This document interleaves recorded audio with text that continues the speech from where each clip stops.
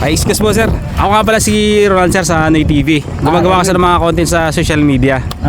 Akal po. Sir, pwede po, okay lang po ba may sama kayo sa content ko dito ngayon sir? Sige. Walang problema. Introduce ka lang po ng sarili mo sir, tapos saan kayo sa Pilipinas?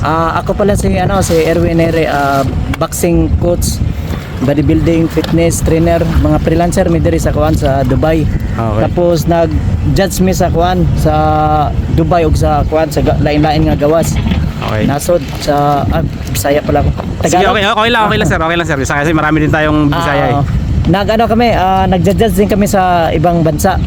Okay, Sa WBO, World Boxing Organization. WBO sir? Oo. Big time yun sir Tama-tama lang, pero ngayon hindi kami active kasi dahil busy kami sa pagtuturo ngayon. Nagko-coaching din kayo? Oo, marami kaming mga client dito, nag-PT kami dito. Okay. So, mag-focus na lang kami sa mag-focus kami sa pag-judge pag okay na yung kita namin. Pero may pala kami, may bago kaming skincare product. Baka after 3 months mag-open sa grand opening sa Pilipinas. Pero global namin dito sa Dubai. Magdi-distribute din kayo dito sir? Oo, mag-distribute kami dito. Okay. Oo. So ilang taon na kayo sa Dubai sir? Sa 15 years. 15 years? Tagal na. 15 years na kami dito. Sir, baka may maibigay ka ng mga advice sa mga bagong OFW o papunta pa lang ng ibang bansa?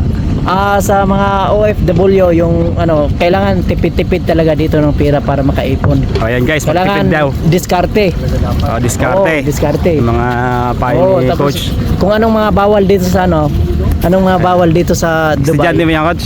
Here's my client. I'm a client. So. Yeah, here's a vlogger. Hi. Yeah. Kumusta ka?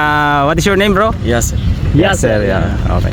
So tapos aside from tipid sir, ano pang kailangan gawin ng mga bagong OFW Kung para anong mga bawal dito. makasurvive naman dito sa ibang bansa? Iiwasan din, halimbawa yung mga may alak, kailangan hindi talaga ipakita na lasing kayo or magbili-bili ng mga alak, hindi basta-basta. Lalo ngayon nagkakahigpitan sir. No? Nagkakahigpitan kasi Daming kayo ma-deport kayo agad. May nangyari na dami nang na-deport dito. Tapos iwasan na lang habang pwede na mag-inom sa bahay lang, hindi lang masyadong makipag-away. Karamihan kasi dito na-deport dahil nag-away, lasing. Yan yung nagiging cause ng problema din. Instead na makapaghanap buhay ng ayos, no? Yung papunta pa lang dito, pag-isipan nyo muna kasi mahirap sa buhay ng Dubai. Yeah. Mahirap. Dami ding naghirap dito, lalo daming walang mga dito, walang mga visa. So napakaraming illegal. So ingat na lang din tayo mga Isip kabayan. na lang muna kayo. Tapos mag-ingat kayo sa mga recruiter. Daming mga scammer din. Ayan, mga babala ni Kabayan. Kasi napakatagal ni Kabayan, 15 years. 15 years tayo dito. Talagang experienceado na siya sa mga ganyang sitwasyon. So napakarami niya ng may bibigyan na advice sa atin. Sir, okay lang po ba sir? Next time maggawa tayo ng vlogs. Sige. Sige. Thank you nga po, Lauli sir. Thank you. Okay.